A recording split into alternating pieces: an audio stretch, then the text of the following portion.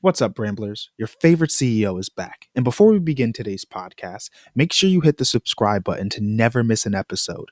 And follow Assistance HQ and Offsource HQ across all platforms to stay up to date on the latest content, updates, and more.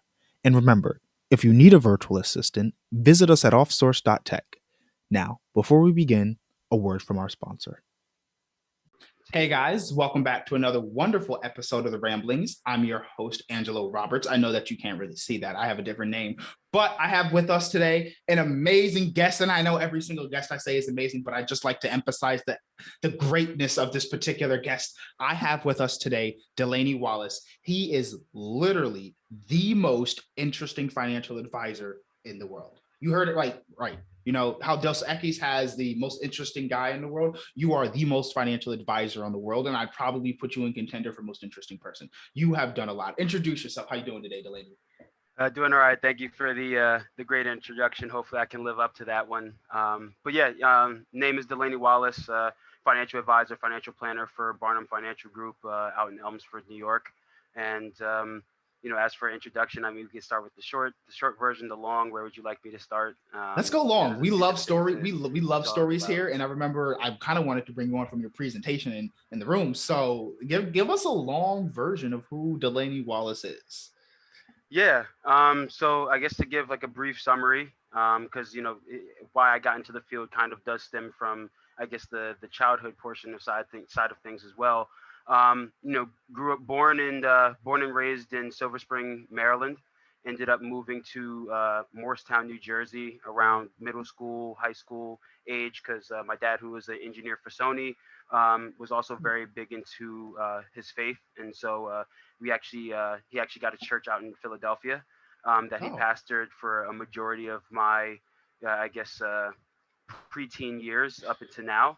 And so we ended up moving to New Jersey for that, and that was a great experience out there in Morristown. Great school systems, great school district, and then from there, I actually moved up to New York after I went to Pace University, a small D2 school here in Pleasantville, New York. I played football there. I was blessed enough to have a scholarship there, and I actually graduated in 3.5 years instead of four because my goal was to take whatever shot I could at the NFL. That was my childhood dream, and so I was going to take a shot at it. But I had very, very, very clear instructions that nothing else was going to happen unless I bring back that degree. So instead of getting into an altercation with my mother, which she would probably win because she's probably stronger than I am even today, I decided to just bust my tail to graduate early. So summer classes, staying back, doing a little extra credits, just maxing out every time. And from there, I really was blessed enough to graduate early. From there, what would have been the spring semester of my senior year, I was training out in a combine training facility called Test Football Academy with a bunch of amazing athletes. I like to say I was training next to the current safety of the Baltimore Ravens, Chuck Clark, and we were training together. Wow. As we were all getting ready for the combine. He was getting ready for the the NFL combine, the one that they actually televised. I was more on the smaller scale, so I was at the Redskins facility on that end. But it was great to train and work against talent such as that, because just the work ethic is different at that level. The talent is different at that level. The speed, the agility, the attention to detail is just different at that level, and it was a very great and humbling experience. I wouldn't trade it for the world, even though I didn't make it all the way through. But just what you learn there just transcends across industries, across goals, across work life and as well as personal life. And so I was blessed that I did pretty well at my pro day or my regional combine, and I had a shot to came close to getting a rookie invite to the Kansas City Chiefs training camp, but a few things fell short. But it was just a great time overall. And so from there, I told myself I was going to give myself one shot at it, and I did it. I took my shot, and it didn't work out the way I wanted it, and I went right into the work field. And so I was blessed enough that while I was kind of visiting back and forth to college campus, from training and not, I bumped into an old classmate of mine who was interning at the first firm that I worked at, called TJP Well Solutions. And he introduced me to what it looked like to get into the financial services, financial planning, insurance investment world. And I walked into the interview. They loved me, I loved them, and I think like 2 weeks later, I got my first licenses, and the journey kind of begins from there. And I've just kind of been progressing and growing each year in year out, and just trying to build from there in a multitude of different ways. And we'll get into some of those details, as I'm sure, as the podcast goes on. But that was kind of the short, long, just basic description of who I am and kind of where I've come from on that side. There is a lot to unpack there, and I love when we have things to unpack because it means we like to get into a lot of things. Now, on podcasts, usually when we're all listening to our own large podcasts and everything, not this one, but when you're listening to like the large podcasts and everything, you're usually seeing people that have made it to the NFL and everything, and you have like a completely different perspective where you were really trying and it just didn't work out. And so from that's breeds a lot of experiences, that the hustle that you went through, the hard work that you had to put in, that's almost unmatched by a lot of people, to especially during that particular time in your life. Lead us more into a little bit of detail on what that kind of hustle and that routine was like, going and trying to try out for the NFL while still being young, while still having school, while saying, you took the route of going, I'm actually going to finish school early instead of saying, I'm just going to like focus more on football. So like that, there's a lot to say there. Yeah. So I think a lot of that it stemmed from, like, football was never the end goal for me. Like, it was a dream. I wanted to live that dream. But it was never the end goal for me. It wasn't like I was going to be a football player and that was it. I always wanted to do something more, be something more. What it was going to be, I just did not know. But there was, I felt like, hey, if I was on that NFL stage, I would have the presence enough to then branch off and do whatever it is that I wanted to do. And I have enough connections. I'd have enough notoriety.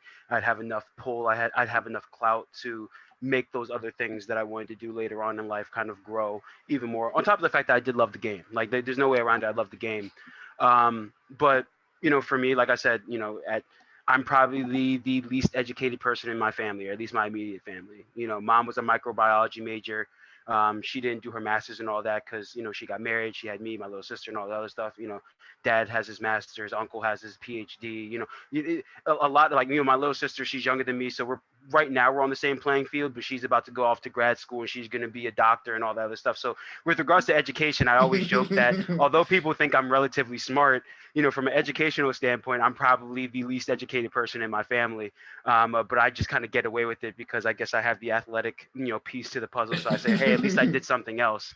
Even my grandfather, came from Kenya when he was about 17, 18 years old, and he was a college professor for Coppin University and virtually founded their science department. Um, uh, before he passed away and all of that. So, education was always big for my family. So there was no question of whether or not I was going to get a degree or finish school. It was a matter of when, and it was a matter of, what school that degree was going to come from. It was never a question. So that's kind of where that came from. And so I'm one of those people who say, hey, if I want to do something, I try to find every possible way to make the process as easy as possible. Um, Working, doing schoolwork full time as well as training for the combine full time is virtually impossible. And I knew that, especially coming from a small D2 school, that I was going to have to work 10 times harder just to even have the opportunity to be able to sit at the table. And so I said, hey, if I can get out early and I just focus for 3 to 6 months solely on this, at the end of it, win, lose, draw, left, right, whatever, I'm not going to have any regrets about the situation. I know that I gave my all. I was either good enough or I'm not. And I'm humble enough to not take that to heart. A lot of people shy away from certain things because then they have to be faced with that inevitable fact that sometimes you're just not good enough. Sometimes you're just not enough. Sometimes your best just isn't enough, circumstances included or not included. But you're never going to know unless you kind of do what it is that needs to be done and put yourself in the best position that you possibly can for your situation to succeed. And so for me, it was, okay, hey, how can I focus full time for just this 3 to 6 months? Granted, I couldn't focus full time on it just for other reasons that I'll kind of dive into briefly. But yeah, so I busted my tail. I've always kind of been business and negotiation and contract and forward thinking motivated. So I actually I was on like a 90, 95% scholarship to Pace University, Wow. from an athletic standpoint. And so, I probably came out of college with like $20,000 of student loan debt total, and the school is like $65,000 a year. So, That's crazy. all in, 95% coverage and still came out with like 20,000. yeah, That's just a little bit, nothing crazy. It considering the school was, upwards of almost $70,000 a year, to come out with 20, yeah. after 4 years, and scout, all of that stuff. You're also talking about, summer schools that I went to help, get extra credits and all that stuff. I can't complain about that. Room and board, all of that. Um, but yeah, so I busted my tail, going in, finishing up my junior season. I actually, on my exit interview with my head coach, I actually negotiated my scholarship to then cover all of my summer classes, that credits that I wanted to take to help, make the process faster for me, as well as my fall semester of my senior year, to all be paid for, and like some extra eating bonuses and stuff like that for like food, to get like the best meal plans and stuff like that.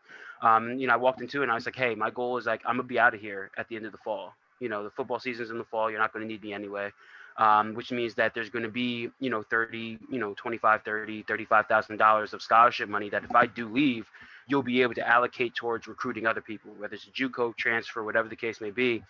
So I was like, hey, let's make a barter. It's like, if you front load my scholarship and, pay for, my room and board for summer school, my tuition for summer school, and all of my fall semester, tuition and room and board, everything, you could take whatever excess and dump it off to whoever it is you want to do to help grow the program. And, being the captain of the football team and having that trust with my coach, he said yeah, and we made that happen. And I was just fortunate enough that that was something I was able to do. Regardless, I was going to graduate early, but it was just a matter of if I was going to tack on a little bit more debt my senior year or not, which hindsight 2020 wouldn't have been a big deal anyway. But that's kind of that. Going into the actual process of training for the combine, though, um, it's expensive, man. I always joke that I probably spent more on training for that combine than I did on my college tuition for 4 years. Um, I stayed in a extended stay hotel near the facility. Um, the combine itself, training facility, cost a good a good deal as well, maybe like $10,000-$15,000 in and of itself. Not including some of like the meal plan stuff and other things we had to do in some of the extended stay hotels and stuff. And so with That's that, new. So you have to pay to be in the NFL. Like you have to pay to try to be in the NFL. so for me, just because I was literally going to one of the top facilities, around the country, Mhm. um, in me not coming from a big D1 school, I don't have an agent fronting the bill for me. So Got it. one Okay. thing that people Okay. don't think about is, hey, oh, these agents are taking 1, 2, 3, 4, 5% of these guys' salaries. That's not fair. Or they're ripping them off. All this other stuff. It's like, oh well, those agents were flipping the bill for them to be able to train and do all of this other stuff to be prepared for the combine to get drafted. So it's like, hey, you don't know if you're going to get drafted. You don't know if you're going to be a bust. So they kind of gave you that upfront capital to take care of you and certain expenses and clothes and They're things of like that nature. VCs. And so, yeah, VCs for, for football, for sports. That's kind of how it works. So it's like, hey, I'm gonna front you the money, and on the back end, the better you are, the better I'm going to get paid. And it makes sense. If somebody was willing to do that for me, I'd gladly have taken that deal as well. I just I wasn't in that position to be able Right. to to have that. And so I just found another way. And so I was blessed enough that you know uh a good friend of mine, their parents, like, they saw me grow up and they saw how hard I worked and everything, and they covered a little bit portion of it. But other than that, I actually got a job at CVS right before I graduated. I was supposed to be like their store manager in training, and so I was supposed to take over a store, hopefully become a district manager, all of that 9 yards. And I worked that while I was training for the combine to help cover some of the costs. And so literally, when I say my days for 3 to 6 months were just nonstop, it's like Monday through Friday. It was waking up at 5:30, on the turf training at 6:30. Don't stop training until about 5 o'clock at night, and then from there I would run over to my hotel, get changed, drive over up to Mount Kisco, New York, the 24-hour CVS in Mount Kisco, right across the street from the hospital, and work there from 6 o'clock till midnight, 1 o'clock, and then drive back and do it all over again. And you know, it looking back at it now, I'm like, I don't even know how I like was able to function. But you when you want to do something, you just gotta find a way to make it work. And so, past just even the nitty gritty of just training for the combine in and of itself, just the things that are around it that I had to do to kind of make it work, just really just instilled work ethic. It really just instilled being creative, and just knowing that like when people say like when there's a will, there's a way.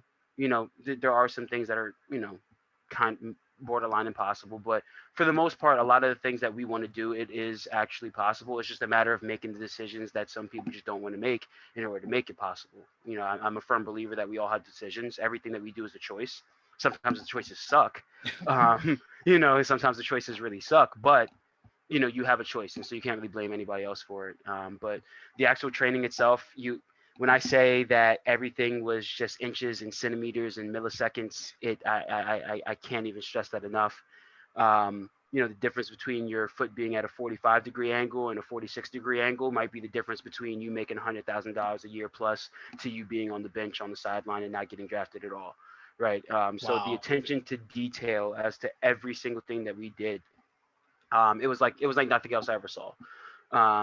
And also the athleticism of some of the other people that were there. Like I was training next to real life D1 talent, and I was the small D2 school kid that was that was there. He was doing his thing, but these like Chuck Clark, Ravens safety, drafted third, fourth round. Like real life people.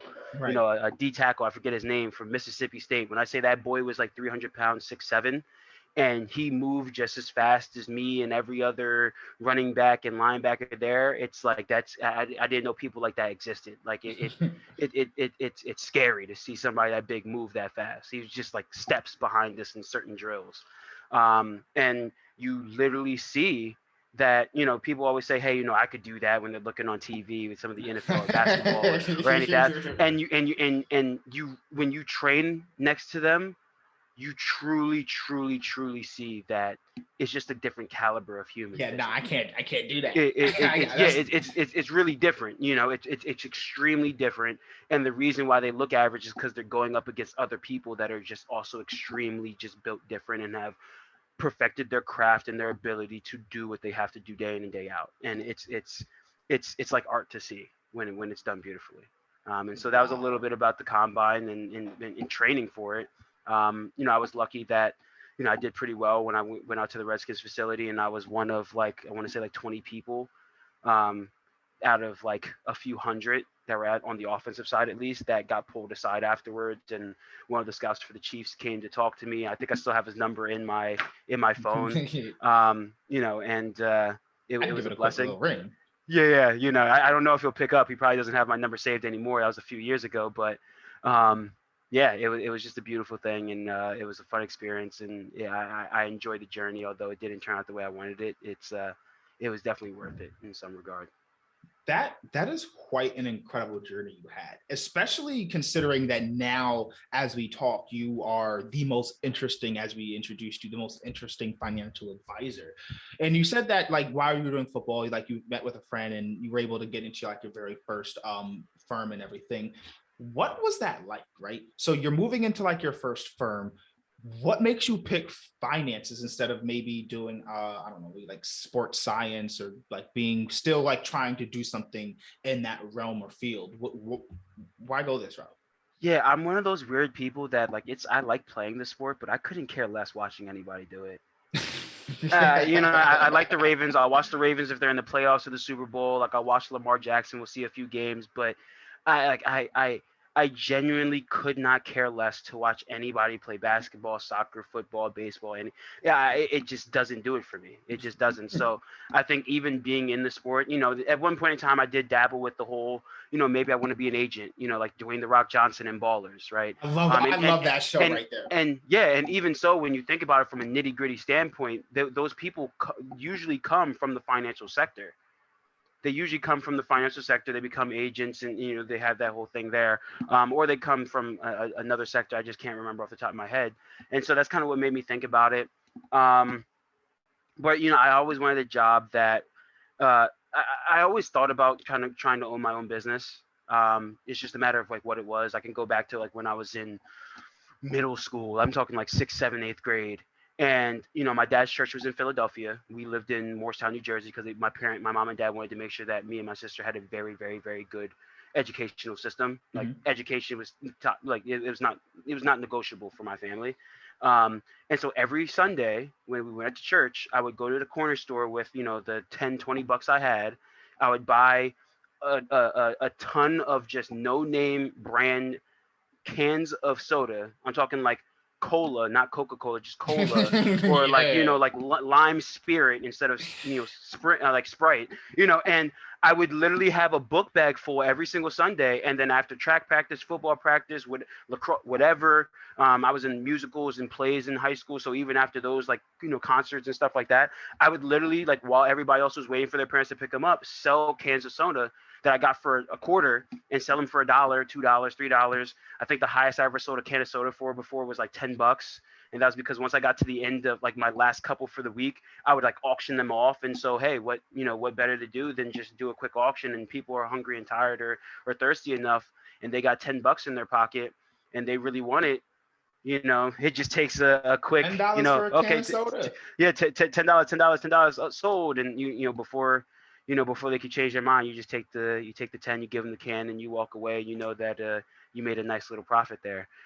So I've always been business oriented in some regard, but it's just what was it. And I always liked coaching people, but I never wanted to get into like personal training and things of that nature. I just think that it's too limited as to how you can scale. There's only but so far. And again, like, I'm one of those people, like, even as an athlete and getting into powerlifting, which we haven't even spoken about yet, is like, I know how to be strong. I could not care less about making people strong. It's fun to a degree, but it couldn't be my career path. I don't care enough about your progression from a physical strength standpoint as much as me physically trying to do that myself. And maybe that's just because I'm competing now. And so when I'm a competitor, you're just hyper focused. You're just hyper focused on what you have to do. Um, and then you get frustrated when people don't do what you are doing, and you're like, I know what you have to do. I know it's not that hard because I'm doing it, so stop giving me excuses. And I'm not very big, I'm not very good at accepting people's excuses. You can even ask my girlfriend sometimes. She'll say something, I'll be like, all right, so and I put myself in the doghouse for it. And so if she listens to this, then she'll know why, and she'll probably agree, and you'll get a couple comments there, and you might have to delete it, but that's fine. But yeah, so how I got into it was really a friend of mine that we already talked about owning our business. He said, hey, this is like the closest thing that you can do to like being your own boss, owning your own bit, having your own practice, but still not being it 100% by yourself, not having to take care of the compliance by yourself, not having to take care of hiring, firing by yourself, not having to take care of the technology and the infrastructure by yourself. And around that time, my grandfather had passed away. And, from medical bills and going back and forth from Jersey to Maryland, my family, we had a little bit of that I didn't even know about until, after I graduated and things were over. There was a little bit of like, financial kind of, trouble that was kind of going on. And, I looked here and I was like, hey, mom's a microbiology major, dad's an engineer, one of the lead engineers for Sony, like all this other stuff. Like, to me, at least, they seem like two relatively intelligent people. They're not like bums, Yeah, like yeah, yeah, they yeah. have some type of intelligence too, and they probably know what they're doing. Most people would say, hey, they're successful in their own way. And it's like, Yeah. hey, if it can still be hard to navigate certain financial decisions, Mhm. even at a relatively high, in most people's regards, intellectual level. Sorry, I can't speak. Um, it can happen to anyone, like that. Those things could be hard for anyone. And so I saw the value in it. um, and really just the way that the individual that interviewed me, his name is Tom Palagudis. He was a mentor of mine, my first couple of years in. And I attribute some of my newfound success to his teachings, the way he just described being able to help people, and not just there to sell them a product, not just there to sell them the latest investment or insurance or or this or that or an annuity or whatever, but there to truly help them progress and grow and get to whatever their goals were. It just spoke to me in a different way, and that's what really got me to say, hey, let me take a shot at it. Now, how was my first year or so in the business? It was absolutely brutal. I would not wish it on my worst enemy. I hated every second of it, because literally I was working, like when I say it felt like I was training for the combine again, I would be in the office from, whatever to, 4 or 5 o'clock. And then from there, I was back to the store in Mount Kisco CVS, because, we work on commission. If you don't bring anything in, you're not eating, regardless of how long you worked. And I was just working there to help pay bills, because at that point in time I had to move out because I lived in South Jersey. The firm was up here in Westchester, New York, so I had no choice but to live on my own. And being a young 22, 21, 22, whatever at the time, kid, um, you got to do what you got to do, in order to make sure that you have enough money to just take care of rent and bills and gas and car and things along that nature. And so I don't mean to interrupt real quick, but that sounds, again, another tight kind of situation. You're moving to New York, and New York is notoriously freaking expensive. On top of that, you have to do 2 jobs. You're doing a full, like, overtime and a half running at the firm just to go back to CVS. Yeah. And you said you wouldn't wish that first year or two on your worst enemy. How did you get through it? I think it's just I always make the joke that, like, I have this weird mix between humility and arrogance. Like I'm humble enough that whenever I do something, I expect it to be done. So I tend not to brag for too much or too long, if any at all. And because this is what's supposed to be done, that's what I believe I could do. So I'm not surprising myself. I'm just executing on what I was supposed to do in the first place. But then on the flip side, it's like the arrogance of, like, literally, like, I truly believe that I could do anything in the world, if given the right amount of time and put enough resources and energy to it. So I just kind of blind faith that, hey, the retention rate of financial advisors in their first 3 years is less than like 20%, less than 10%. A majority of people that walk into this industry, my age or not, in their first year or two are gone. Right. The statistics show that. There's no debating that. It's not subjective. It's numbers. It's fact. And I was like, well, hey. And I remember in my interview, they told me that. They're like, hey, there is a high turnout rate, blah blah blah, this and the third. It's going to be hard. I know you have the job at CVS, and they were giving me like $25 an hour, which is pretty good for 21, 22-year-old kid just coming out of college. That's the most money an hour I've ever seen. I think the school lunch place was giving me 10 or 15, and I thought I was balling. And it's like, hey, so you might have to take a little pay cut for a little while until you're able to build up your clientele and all this other stuff. And the retention rate is, let's just say 20%. I forget the exact statistics. Let's just say 20%. And I remember, and I think that's what sold them on me, on that end, because they also want to be sold on you. And I looked at her. Her name was Delane. She was the person that was kind of walking me through the info, and I said, because a lot of people flinch when they hear that, oh, like 20%. And it's like, okay, what's the odds that I'm going to make it? And the way I saw it when she asked me how I felt about that, I just got done training for the combine. The statistics on that, 1% of 1% of 1%. 1% of high school athletes make it to college athletics, and 1% of those make it to the table in pro athletics. And so I looked at her, I was like I just got done giving years of my life and time and energy and effort and just pure on work to try to be 1% of 1% of 1%. So you telling me that there's a 20% chance that I succeed at this is golden. Like you just raised my odds by a mathematical equation that I can't even do in my head, so I'm not even going to try. It's like why am I worried about this? Right. And so that's just how I saw it. If you want to talk about an interesting story, I remember, I was dating somebody at the time, and for the first maybe a few weeks or whatever, I was kind of staying in the dorm room with her, as I was trying to find a spot. And I'm very independent, so I like having my own space. And so I eventually was able to. I literally rented out a room in Yonkers, New York, with this lady and her 2 daughters. and she like apparently she was just renting out a room because I guess she couldn't afford the full on rent, and so it was like $600 a month, and I'm like, all right, cool, I can do that easy. So any excess that I have, I can put towards food, I can put towards trying to put towards the business and marketing. Like I'm cool with that. I'm not going to be in the house that often anyway. Literally, I just need the room, a kitchen, and I'm out. And like literally, I was just living in this house, in this room, shared with, the other part of the house was shared with this, single mother with two girls. And it was, That actually doesn't sound like the worst kind of situation. it wasn't from the surface. It doesn't seem too bad until if I really wanted to go deep into the other things that had to go on there, and people are funny, which I'll tell you one thing to show you how it probably wasn't the best situation either. Sometimes I guess people like power and stuff, and if they see other people just kind of maneuvering and kind of being carefree and they're stressed out, they kind of project that stress onto others. And so I was doing that for half a year before things got really bad. And in the sense of me saying really bad, I was actually on my way to Dallas, Texas for a training event for my job as a financial advisor, or at that point in time just an insurance agent. All I had was my life and health license. But I was studying to get my investment stuff.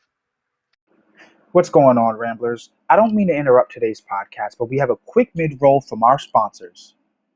And literally the week before I left to go to Dallas, this lady, it was around winter time. She was like, "I'm going to raise your rent by $50 a week." And so for me, $50 a week is not that big a deal. Like I was still working. Like it was, I just okay, it is what it is. But I don't like the principle of I had a contract with you, and now all of a sudden randomly you're just charging me $50 a week more, and your reason for it was because like of heat or whatever, something like that. And so I'm like, I don't use the heat. I'm rarely ever here. I literally go here, put my head down. I'm out. I'm either at work at the office or I'm at work at CVS. I'm not even here enough to use enough wattage to warrant $50 a month, let alone a week of extra whatever. And so I was like, okay, well, if I'm paying separately for these extra utility bills that are going to be occurred over winter, do I have a say so when it comes to what temperature it's at, things on when it's on, when it's off, things along that nature? And she was like, no, I'm just going to leave it on. And that just rubbed me the wrong way. If you ask my mother, I've been like this ever since I was the birth. I don't care if you're, a parent, if you're a teacher, if you're the president of the United States. If there's something I don't like and something I don't agree with, I'm going to let you know. I'm going to give you the fact behind it, and you're going to have to explain to me why your rationale actually makes some type of sense. It's gotten me in trouble more times than I can count. But it's just a character flaw or a good thing that I have, vice versa, however you want to see it, because it saved me a few times, but it's also bit me in behind a few times. And I'm just going to do it regardless. When I decide to cross the bridge, I will cross. You're either going to come with me, or I'm going to go by myself. I'm going to burn the bridge behind me so you can't get in my way. That's just how I see it. And so I'm like, no, I'm not going to do this. And so essentially she was like, okay, well, if that's the case, you have 3 weeks to get out. And during that time, I figured out the real reason why she was raising rent was because she could no longer afford her portion of the rent that she was renting out to somebody else. And so she needed to subsidize that with somebody else to pick up the tab because she couldn't afford it. Instead of being upfront with me, she tried to do this whole convoluted scheme, in which case we could have found like another way to do it. But so literally I'm in Dallas, Texas, on my computer while I'm trying to, study and do this whole seminar and stuff like that, trying to find a new place to live. In 3 weeks while I'm also trying to navigate, learning this new field, trying to gain clientele, not in the state. Also, I took some vacation time so I could do the event for my job from the store. And literally I ran out of time. I literally ran out of time. So, the 3 weeks came, and I'm the kind of person, I was just like, okay, well, there's a will, there's a way, I'm gonna figure it out. And I said, I had a decent amount of money saved up. And I'm like, hey, if I rent a hotel, if I rent it for 2 months at the way like hotel rates are, $200-300 a night, my savings are going to be gone, and then I'm not going to have enough to put down for a down payment for an apartment and all this other stuff. And now I'm actually in trouble. Right. And so I was like, okay, what can I do? And so literally, I remember I went to a 24-hour storage unit place in Yonkers, I rented a storage unit. I started packing all my stuff up in there, the biggest one they could find, and I was literally just going to sleep in there for a few days until I found a place to actually come home. I was like, okay, this is $50. Boom, I have a gym membership. We're going to shower there. We're going to do this and then that. Boom, boom, boom. I'm going to figure it out. Right. That was just me. I was like, okay, my bed's going to be on the floor. I have a nice, comfy mattress. I'm good. Like, I'm just going to figure that out. Lucky enough for me, as I was literally moving my mattress out of the house, the lady came. She came into the house with her children from whatever trip they were on, and she's like, oh, like this is your last day. Where are you going? You find a place to live? And I was like, oh no, not as of yet, but I'm there's a few things that I'm almost done with, so hopefully I'll find a spot soon, and we'll finalize that.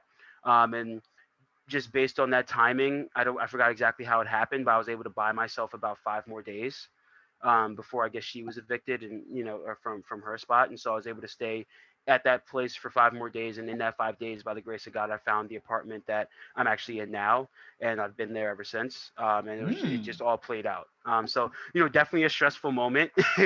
Trying to navigate working two jobs, trying to find a place to live in less than 3 weeks. Moving stuff out because you don't know if you're gonna have enough time. Mind you, you're not in the state even in the state for half of the time that you're looking for a spot anyway. So it was just a cool wrinkle there. But again, just all a testament to just blind faith that I was like, hey, if anybody can do it, I can do it.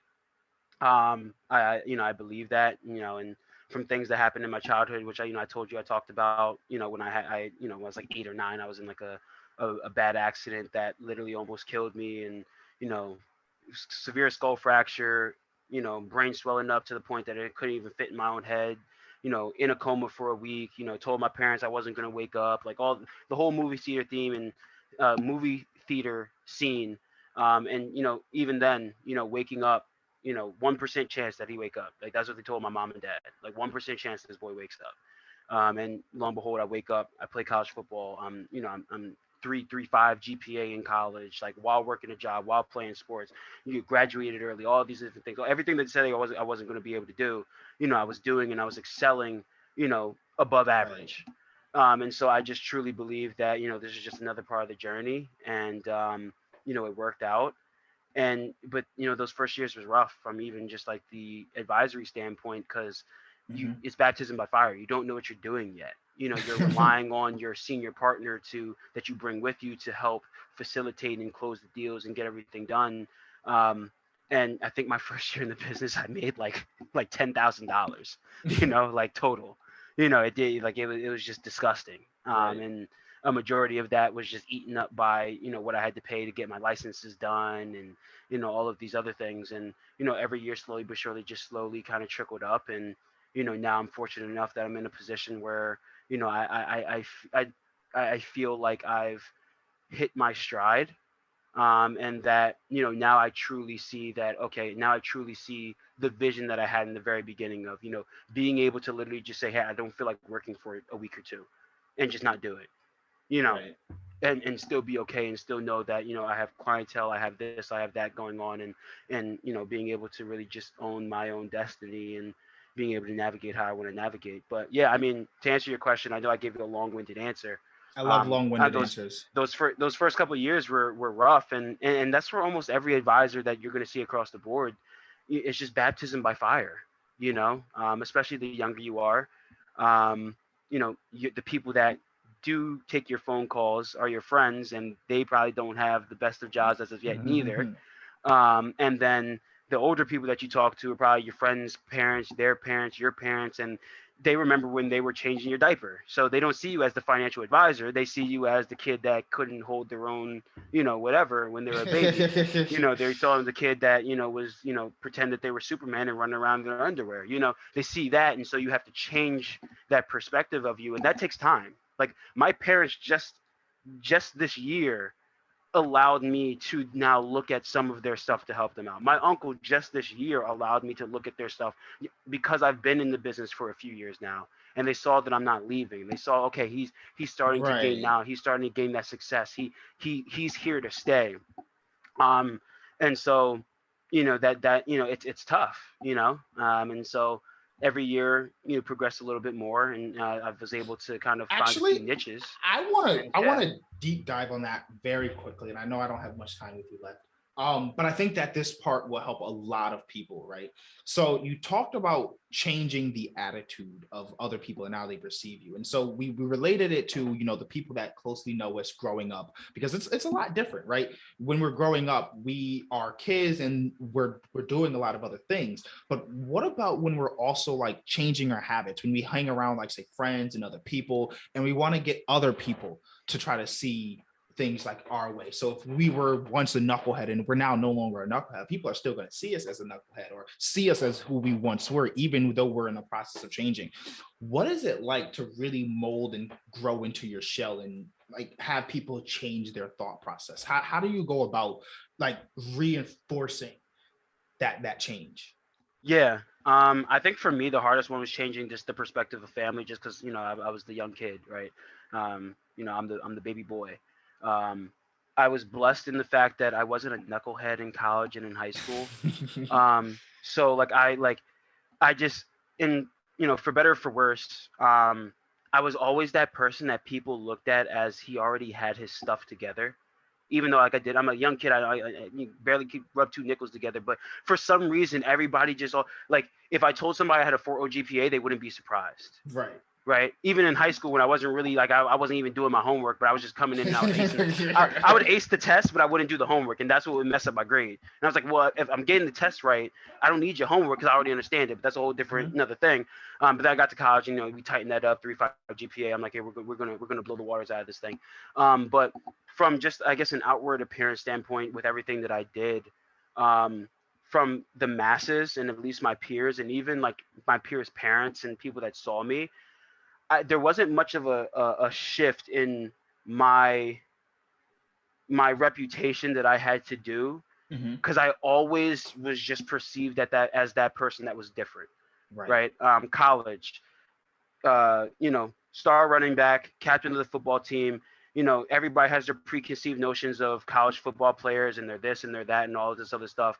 And every single person, if you walk through that campus and talked about me, he's like, Delaney's different. He's not like all the other football players.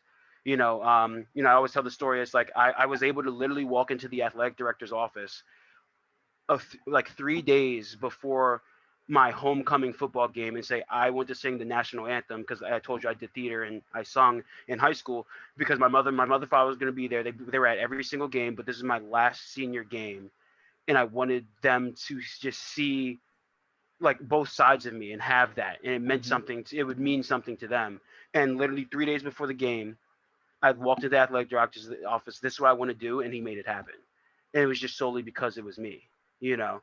And so just having that pull, just because I was always respectful. I was always carrying myself with some type of respect. Even when I didn't know what I was doing, or even when I was just goofing off in class, or I didn't do the homework, I was able to I was able to speak about things and give answers and make up whatever it is that I had to do in a way that always made it seem like I had very much so well control of my emotions, what I was doing, I knew why, and it was very much so in control. So with regards to that, I didn't have to do much damage control there. I wasn't the one that was getting blacked out drunk every weekend and now okay, now you want to manage my money? Like they're like, "Oh wait, you're a football player, you don't drink, you don't do this, you don't do that." That's interesting. So there was always that sense of responsibility. I think just for my parents and for my family, that was the hardest one. It was just changing that shift that I'm not a baby anymore. You're going to be 8, you're going to be 15, 20, 25, 30, 35, and your parents, like your mother literally gave birth to you. She will forever see you as her baby. And Mm-hmm. it's just slowly changing that view that okay, yes, I'm still your child, but I'm grown now. I have my own voice. I know things that you might not know. I've experienced things that you might not even have experienced now. And so that was just slowly chipping away, like giving them progress reports of, oh yeah, like this year, last year I only made $10,000. This year, okay, I made it up to 30. Okay, it was great. The next year, it's like, oh well, like, oh, there's this business owner and he's doing this and that, and we were able to find this cool stack strategy to help him say that and that. Just slowly, just slow progress reports. It's like, okay, I'm doing this, and they're slowly seeing the changes. Right? Right. You send them your W-2s afterwards because they go to the family accountant. And they slowly see the income rising. They slowly see your hours from the store going down because you're making more. They slowly see all of that, and that it was more just truly proving without a shadow of a doubt that I was here to stay and that I had the competency to actually execute on it, because I was the kid that they were literally changing my diapers, at one point in time. And so that, I think that was the biggest thing. And I have I think one gift that I do have is the ability to connect with a lot of different people.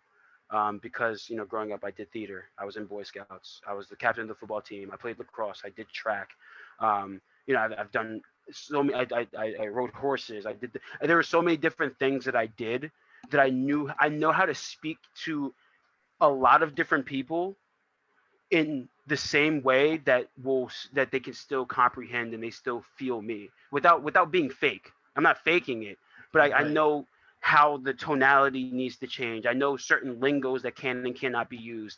I know how to, connect the dots and connect apples and oranges together and make them understand, okay, how this is the same. How you speak to somebody that's heavily in theater that loves Les Mis and The Lion King is different than how you speak to a lacrosse guy, is different than how you speak to the football guy, is different than how you speak to the Boy Scout guy. But I know how to connect with all those people because I was literally in those realms so heavily that even so now, like when I'm out in the street and I'm talking to people, I'm always the advisor, but I'm also Delaney at the same time too.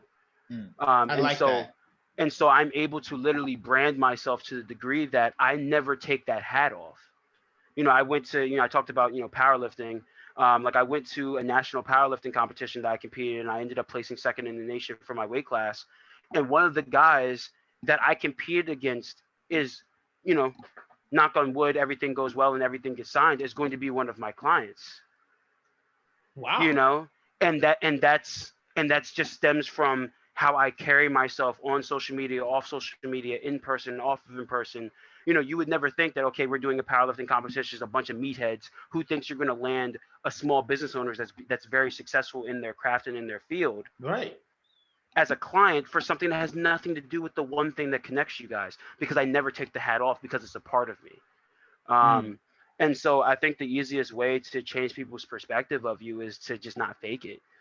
Like what's done in the dark, he caught you with your pants down or whatever the case may be. It's like nobody's ever going to catch me in that in between stage. Oh, they caught me with my pants down, or they caught me doing something I wasn't supposed to do, because I'm Right. always I'm that. always doing what I'm supposed to be Yeah, doing. I'm always that. And this just comes back to something that my father always told me. I remember one time, I used to wear glasses all the time, and you get made fun of, all four eyes, the same everything, blah blah blah, and it kind of ticked me off. And I remember coming back to him. He's just like, "Why are you upset?" I'm just like, "Oh, because they're making fun of me." And this and the other thing is like, "Oh, well, you wear glasses, right? What does four eyes mean?" It's like, "It means I wear glasses." Like, "You wear glasses, right?" He's like, "Yeah." So it's like, so why are you upset if they're just telling you the truth, right? And when I was younger, I didn't truly understand it.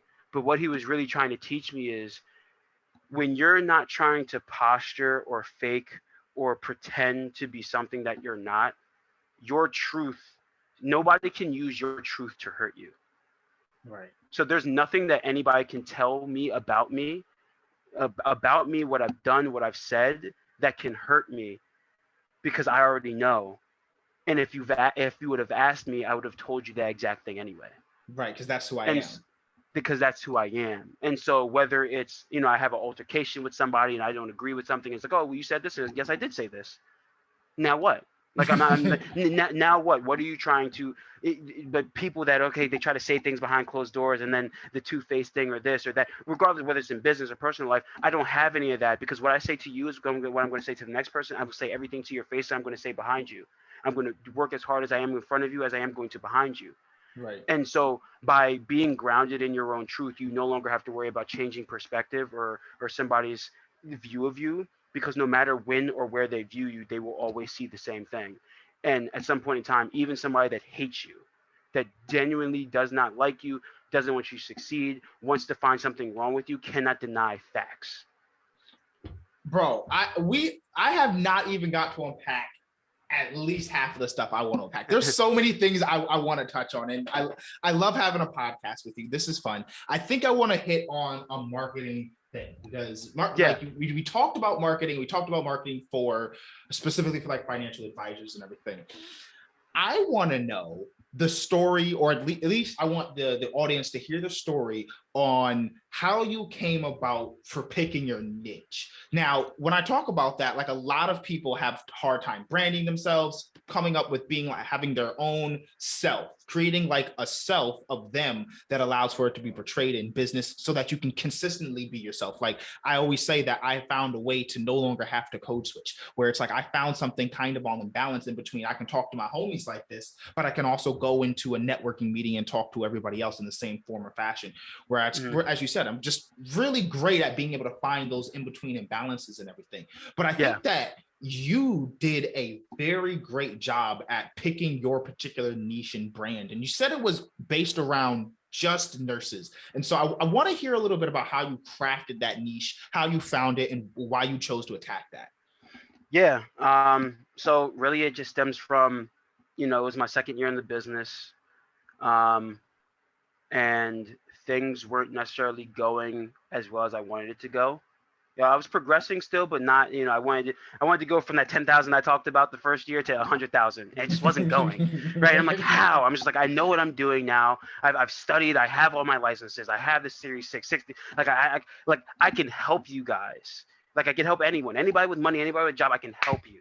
Right. And then I realized it's like, I sound like everybody else. I looked on LinkedIn. I was like, I look like everybody else. I look like, like my face structure might be a little bit different. Maybe I'm darker than, most advisors because, there's not many black advisors, across the country, period. But for the most part, it's like if you take the profile picture off, you just look at our bios, look at what we say we quote unquote do. I sound the exact same.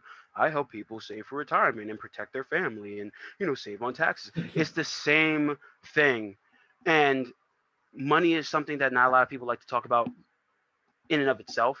I have friends that don't like to talk about money with me just as friends, not even as like an advisor. They just don't want to talk about money, whether it be embarrassment, whether they don't want to, they feel like they're doing something wrong, insecure. There's a whole bunch of stuff there.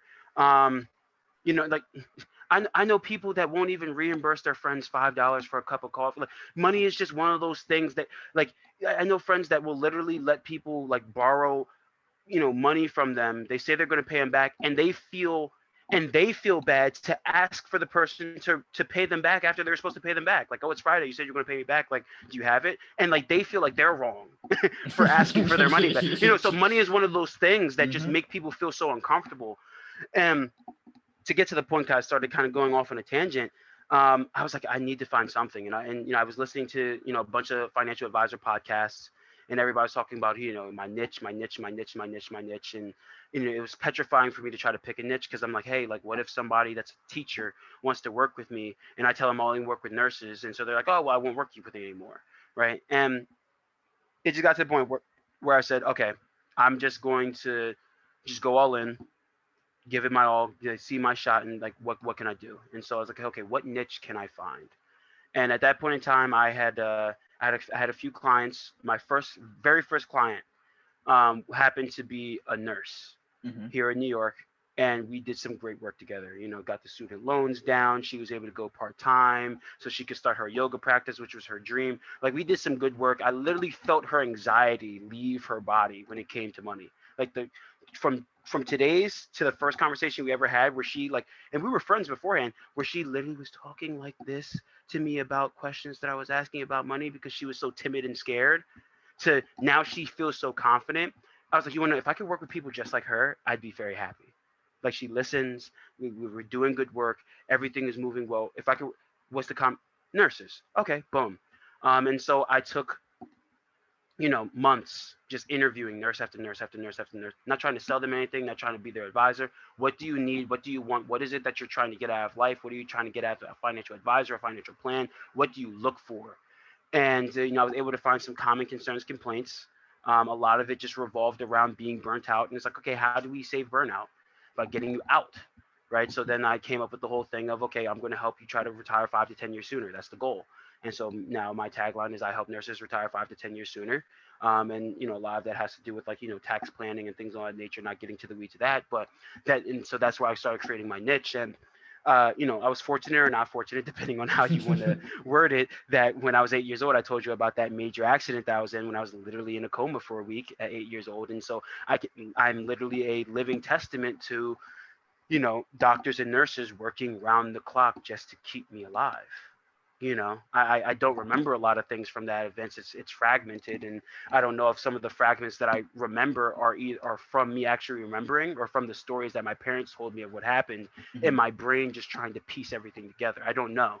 Right. But I can literally say to them, it's like, I'm a product of people like you's hard work, and this is my way to give back to you guys in some other capacity. I was never going to be a nurse. I was never going to be a doctor. I hated biology. I was great at chemistry, A plus in chemistry. I almost flunked biology. I wasn't getting out of that. I don't like blood. I don't like needles. I'd be a liability in a hospital more than an asset. Same. So I wasn't going to be a nurse. I wasn't going to be a doctor. I don't like it. I don't want to deal with it. I don't want people throwing up on me, and I don't want to deal with it. I don't like it. And so this was my way to give back to that community. And I was just able, because of what I've been through, as well as just the work that I did with my very first client, I was just able to connect with them emotionally, on just such a higher level. And what people fail to realize is finance is a lot more emotion than numbers. It's more like the reasons why we make decisions, more so than the math behind it. Everybody knows the math. You're supposed to invest your money. Compounding interest is great. Blah blah blah. This and third, and over time you're gonna have more money. So why don't people do it? Because their emotions, right? Because somewhere in their emotional whatever, they either feel like they can't do it. It's time to wait. It's this. It's that. They don't know how to start, and they're too embarrassed to ask. There's a whole bunch of things to unpack there. And so literally I just doubled down on saying, hey, I help nurses and nurse practitioners retire 5 to 10 years sooner. And once that happened, the floodgates just started opening up. I just started telling everybody that. And all of a sudden, the same people that I said, hey, if you know anybody that might need some financial help, let me know. And they couldn't think of anybody. I say I work with nurses and nurse practitioners. Oh, well, my friend's cousin's boyfriend's uncle's fiance's girlfriend's second child-in-law is just got out of nursing school, and now he's a nurse. I'm going to connect you. And all of a sudden I'm getting referrals, and I'm just like, so you couldn't have thought of this person when I said I could help anybody? But it's just the way our brain works, that humans don't want to have to think about all of that, especially when it has nothing it benefits them in no way. And so now me saying, hey, this is what I'm looking for. You can literally go through your Instagram, you can go through your Facebook, you can go through your Rolodex in your phone and say, oh, this is a nurse, this is a nurse, this is a nurse, opposed to these are all the people that I know that have a job. Sounds a whole lot different. And then even from a marketing standpoint, let's just say that you are a nurse and I'm trying to have you become my client, and I say, hey, I'm a financial advisor for Barnum Financial Group, and I help people retire, save for retirement, protect their income, invest, and work on estate tax planning, blah blah blah blah blah. Opposed to, hey, my name is Delaney Wallace. I help nurses and nurse practitioners retire 5 to 10 years sooner and avoid burnout. It sounds a whole lot different.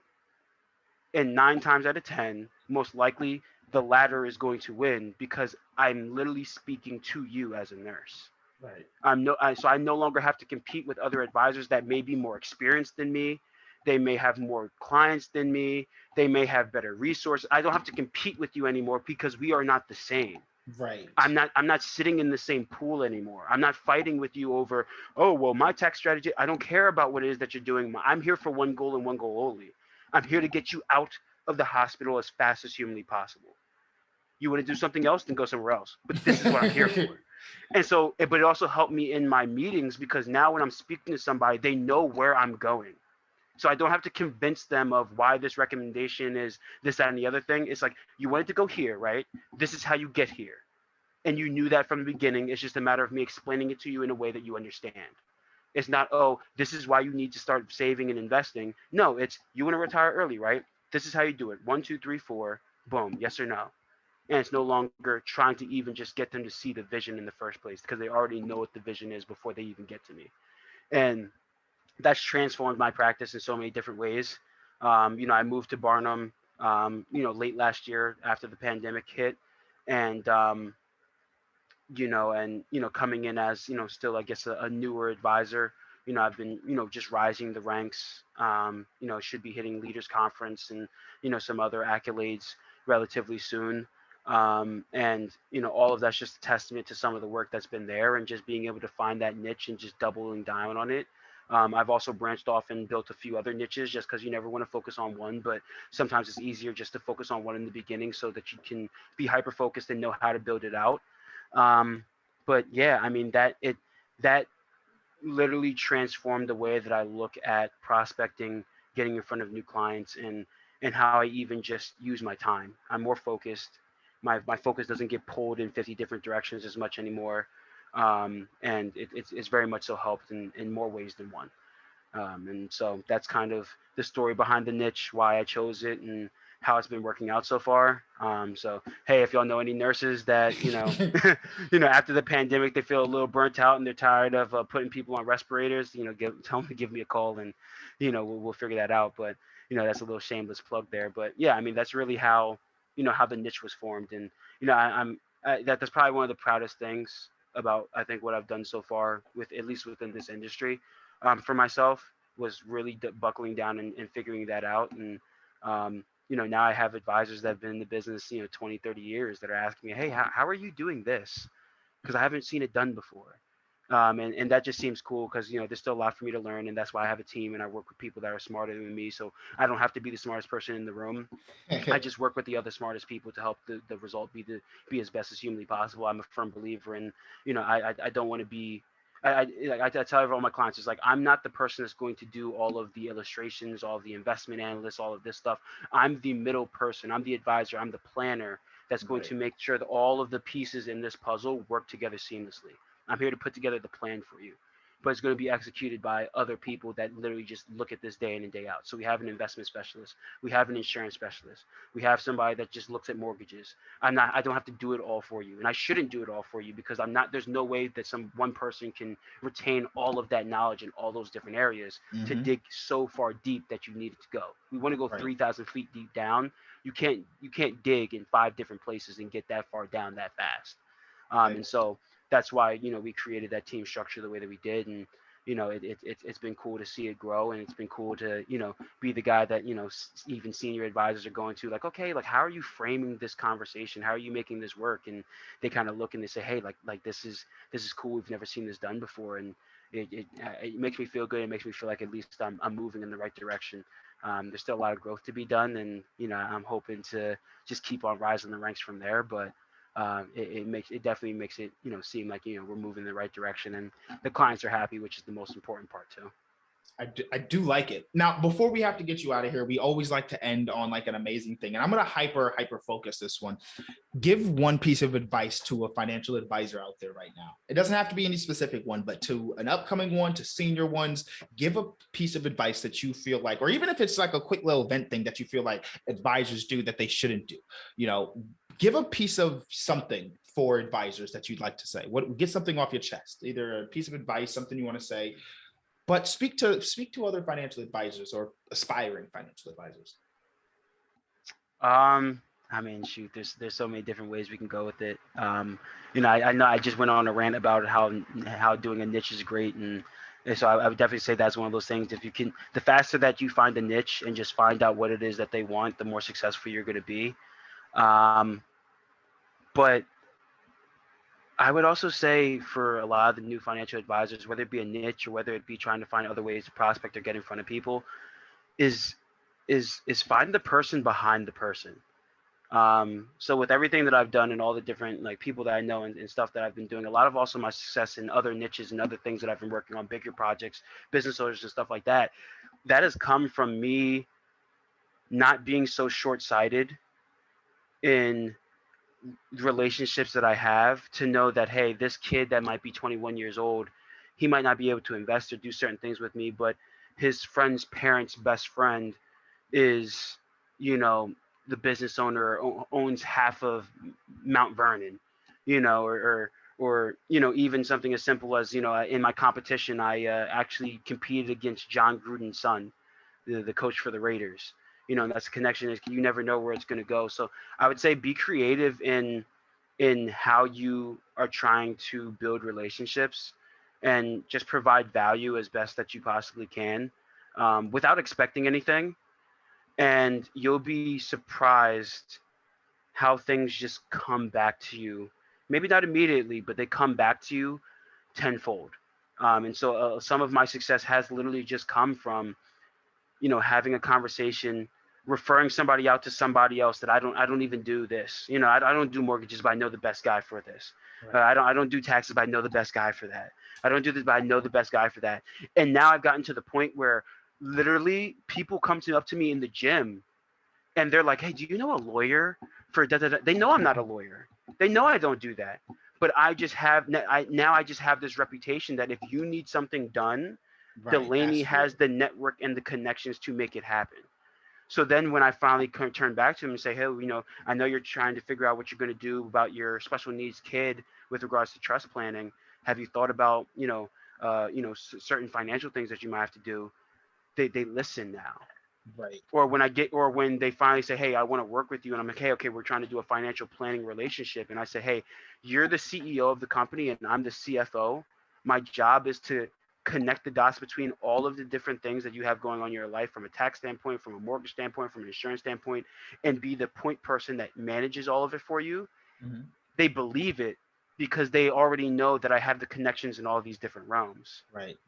And then when I say, I am not here to be the smartest person in the room, I'm not here to tell you every small thing you need to know about insurance or investments or this or that.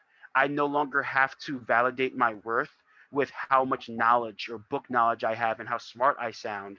My worth is I am the person that will manage all of the relationships and everything that needs to be done to move it in the direction that it needs to go.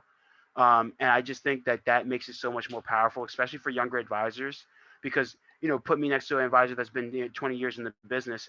Most people are going to be like, the guy that's been in the business for 20 years probably knows more, and they're probably right. But I know I'm no longer framing myself as the person that knows more. I Right. just know I know the other people that know more than him because he's doing 50 different things, and all of them are doing one very, very, very, very, very well. Right. And so I would say just being very creative with how you structure your relationships, try to provide value, get as many connections as you possibly can, and just don't be selfish with helping other people win, because it's going to come back to you. And just making those connections and giving them that access, and letting them see how powerful you are from a connection standpoint, they'll come back. They'll come back. I um, always agree with that. I believe that. And so I think that's what's helped me. And you know I hope that's of some type of use to somebody out there. And yeah, I think I that'd probably be the biggest tidbit there. I definitely think it's going to be helpful to somebody out there, because we get a wide range of different kind of listeners. So I definitely think it could be helpful. Now, officially, before we have to sign off and everything, I always love to do a personal shameless plug, right? So where can we find Delaney Wallace? Where can we search you on social media? Let's follow you. Let's get some likes. Social plug yourself. Yeah.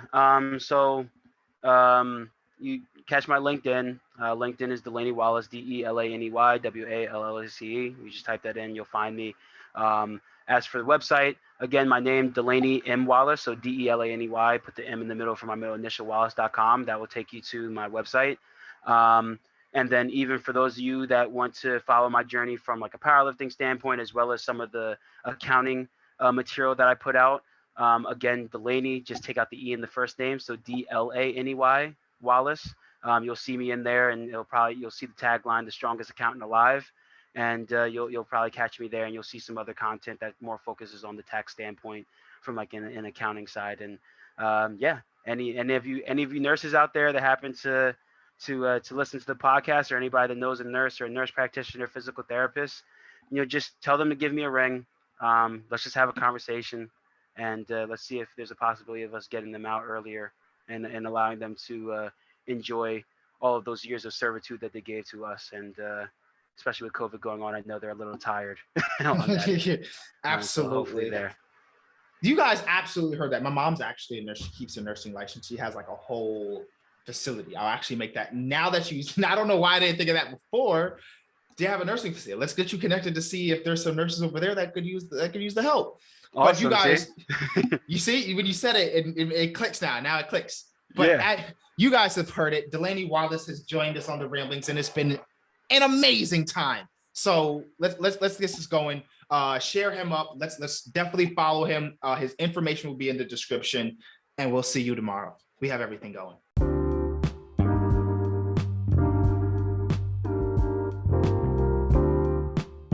Hey Ramblers, that's it. Podcast is over. Don't leave yet though. If you enjoyed today's episode, make sure to like, share, and subscribe to the podcast, and follow us on YouTube at OffSource HQ. We'll see you next time.